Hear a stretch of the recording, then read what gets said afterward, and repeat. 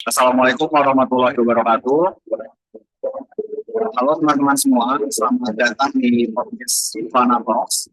Podcast ini merupakan podcast dari mahasiswa Notariat Indonesia yang membahas topik-topik menarik seputar dunia kenotariatan, PPAT, pertanahan, dan juga praktik hukum agraria di Indonesia. Ya, betul banget nih. Kita dari mahasiswa Magister Kenotariatan Universitas Indonesia yang sudah memasuki semester kedua ini udah lumayan banget nih dapat belajar dan dapat ilmu yang sangat bermanfaat dan berguna selama perkuliahan yang nantinya akan diterapkan saat prakteknya setelah lulus menyandang gelar Magister Kenotariatan ini. Dan di episode kali ini kita akan ngobrolin hal yang mungkin sering terdengar tapi belum banyak yang benar-benar paham, yaitu mengenai akta hidup. Nah, seperti yang kita tahu bahwa PPAT merupakan pejabat pembuat akta tanah yang memiliki kewenangan untuk membuat akta otentik. Dalam hal ini terdapat 8 kewenangan akta otentik yang dapat dibuat PPAT, terdiri dari akta jual beli, akta tukar menukar, akta hibah, akta pemasukan ke dalam perusahaan, akta pemberian HGB di atas HM atau hak milik atau hak pakai, APHT, APHB, dan SKMHT. Kemudian seperti yang tadi Afra udah sampaikan, fokus kita kali ini adalah untuk membedah atau menganalisis mengenai akta hibah sebagai bagian dari mata kuliah pembuatan akta PPAT. Podcast ini juga merupakan bagian dari bentuk presentasi kelompok kami dengan versi santai, tapi tetap berbobot dari hasil kajian kami.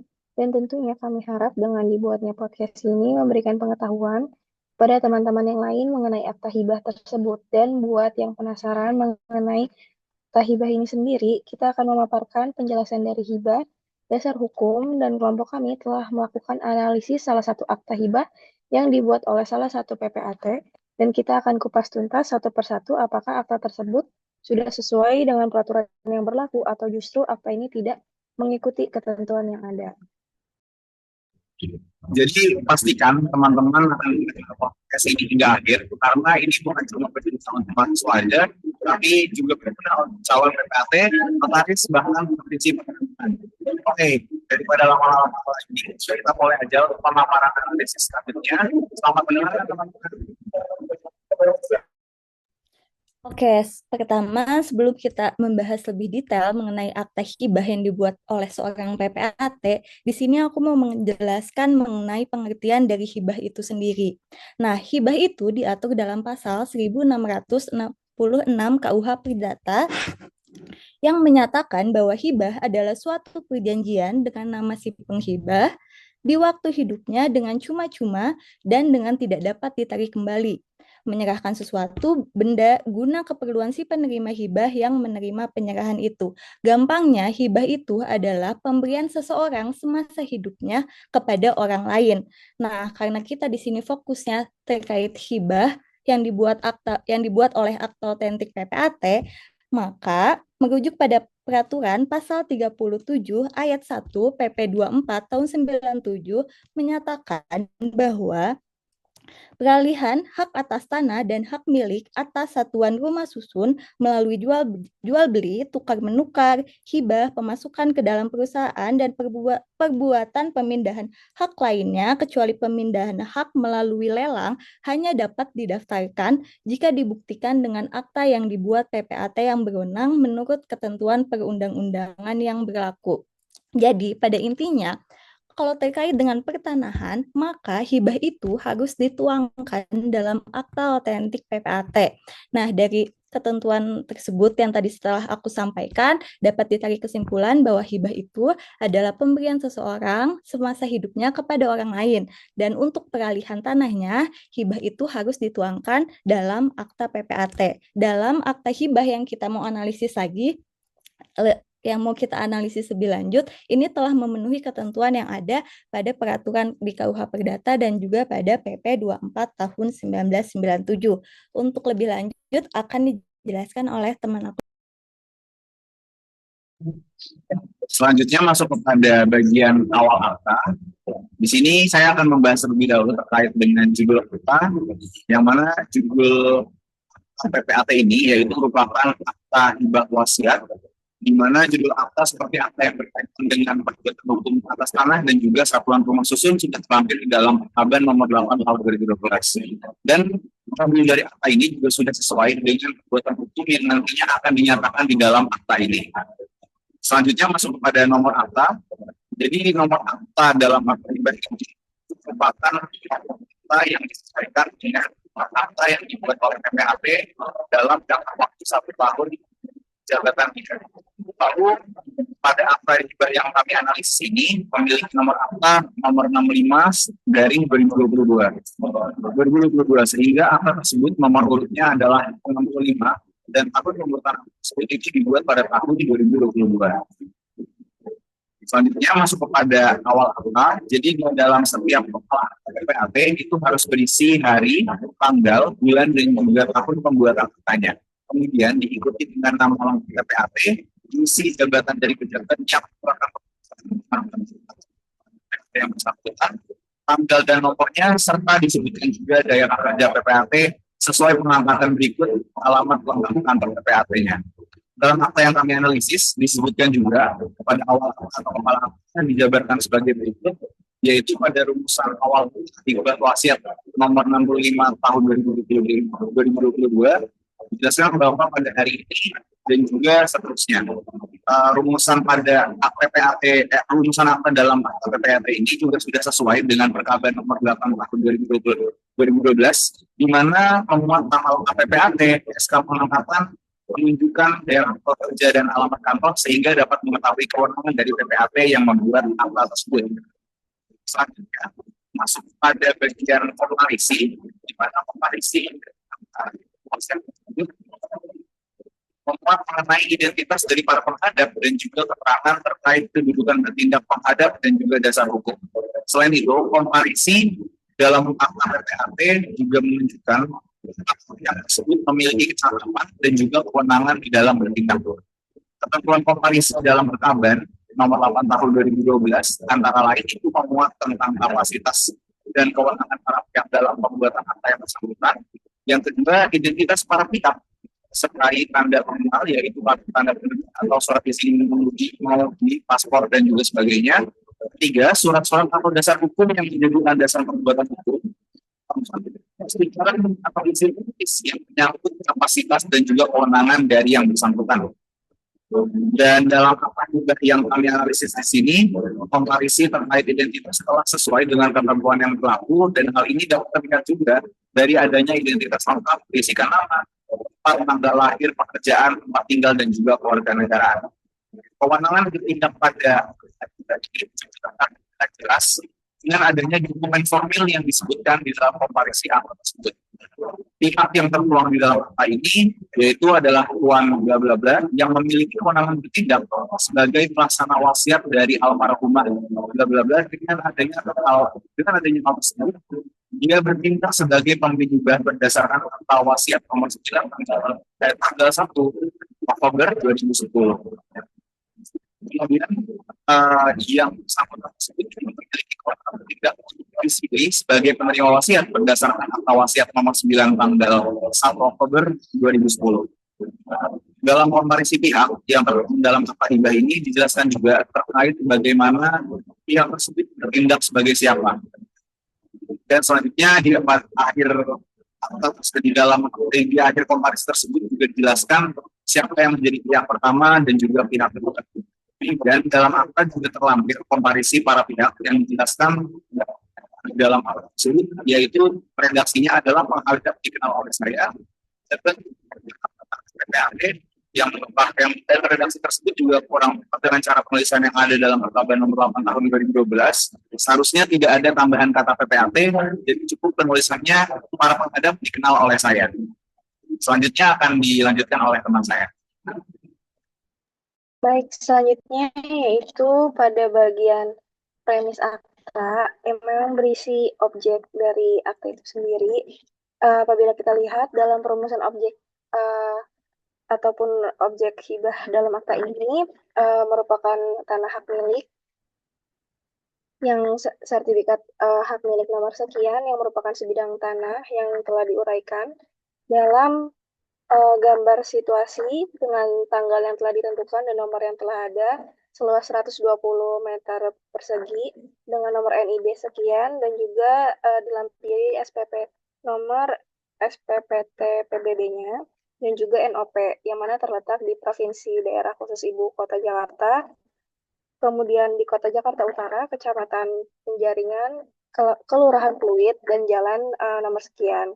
Dan juga dinyatakan dalam premis tersebut bahwa yang menjadi objek hibah tersebut meliputi pula bangunan dan segala sesuatu yang tertanam di atasnya yang menurut peraturan perundang-undangan dapat digolongkan sebagai barang tidak bergerak. Yang selanjutnya semua yang diuraikan di atas dalam akta ini disebut objek hibah wasiat.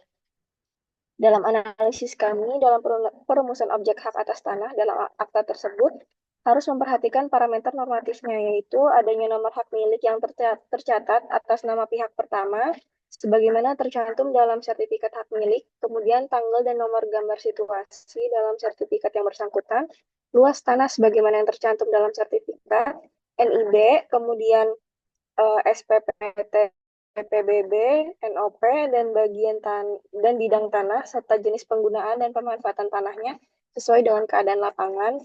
Dan yang terakhir, letak tanah sebagaimana tercantum dalam sertifikat. Apabila nama jalan tidak tercantum, maka ruang untuk nama jalan dikosongkan. Nah, maka parameter-parameter normatif tersebut sudah terpenuhi seluruhnya dari seluruh poin A sampai E pada akta hibah yang terlampir. Maka dalam hal ini, bagian premis akta sudah sesuai sebagaimana peraturan pembuatan akta hibah. Kemudian saya lanjutkan ke bagian pasal.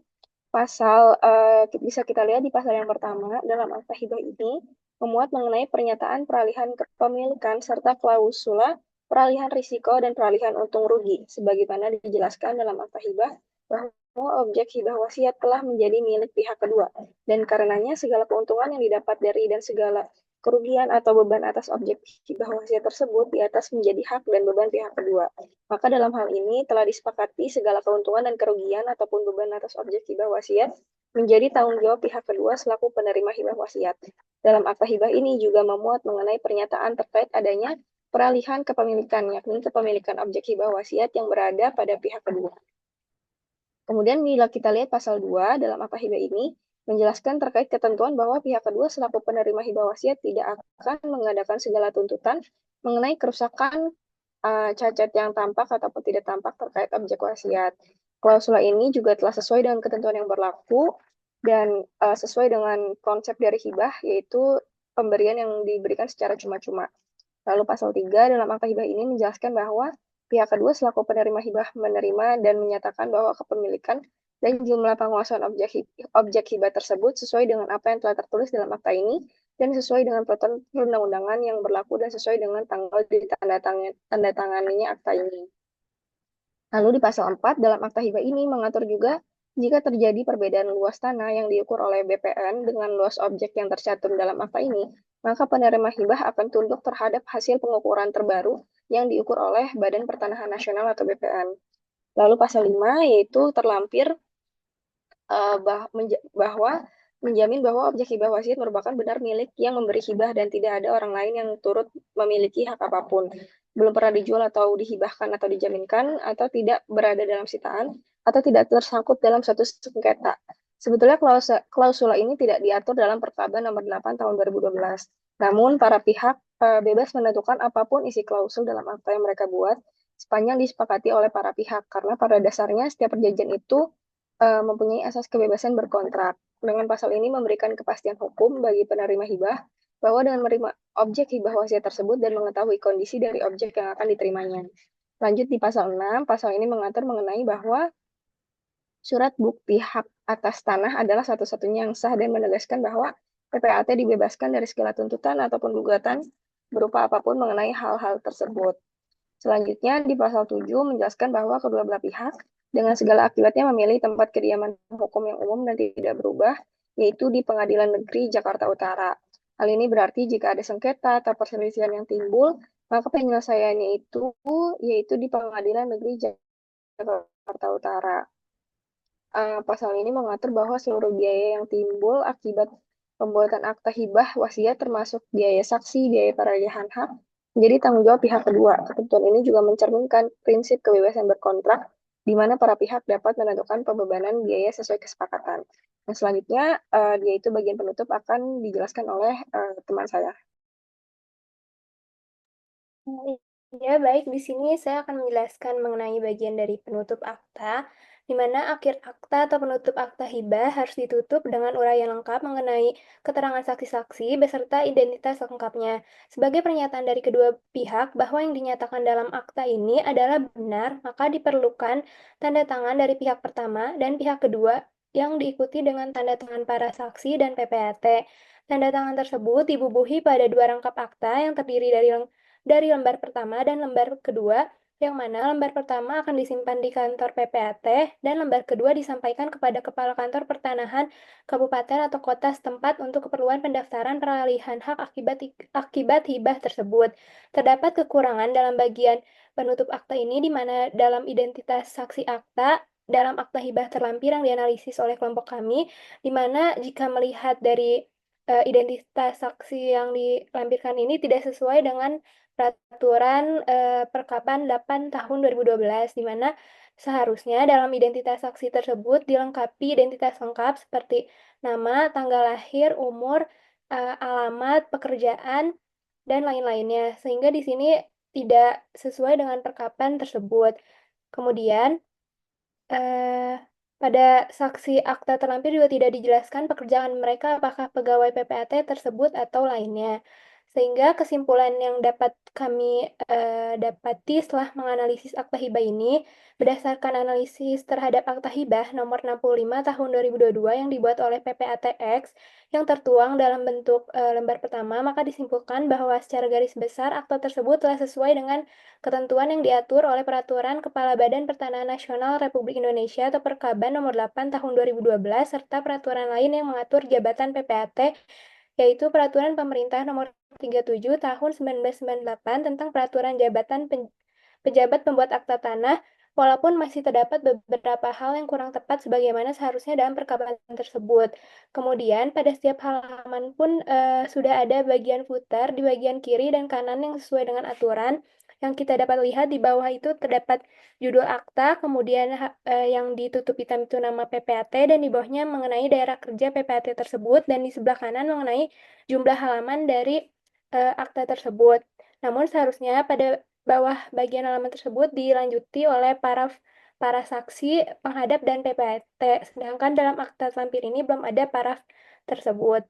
Kemudian, saran dari kelompok kami yaitu sebagai PPAT, pejabat pembuat akta tanah yang berwenang untuk membuat akta-akta yang berkaitan dengan pertanahan, sebaiknya membuat akta mengikuti ketentuan dan peraturan yang ada dengan dibuat secara lengkap, baik, dan selalu mengikuti perkembangan.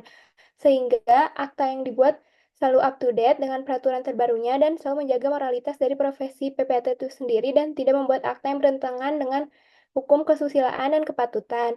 Kemudian, saya lupa menyampaikan sebelumnya kesimpulan bahwa berdasarkan analisis terhadap akta hibah tersebut, maka sudah sesuai, namun ada bagian celah yang seharusnya mengikuti peraturan yang ada. Untuk itu, saya kembalikan ke host kami, yaitu Noval Neja.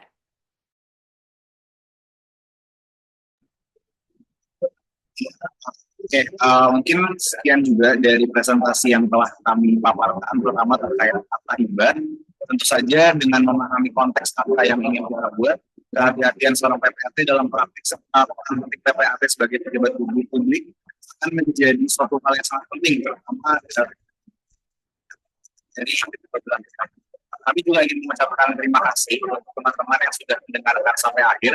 Dan tak lupa kami juga mengucapkan terima kasih sebesar-besarnya kepada Bapak Dr. Arsin Lukman, SK, selaku dosen pengajar mata kuliah pembuatan akta PPAT kelas yang telah membimbing selama semester terakhir ini dan memberi ilmu tentang pembelajaran yang sangat berguna untuk kami. Sekian pemaparan dari kami, atas nama Noval Neja, Putri Afra, Alisa Emirani, dan Vanessa Nurrizkia. Kurang lebihnya mohon dimaafkan. Wassalamualaikum warahmatullahi wabarakatuh. Sampai jumpa di episode selanjutnya. Sampai jumpa semua. Terima kasih.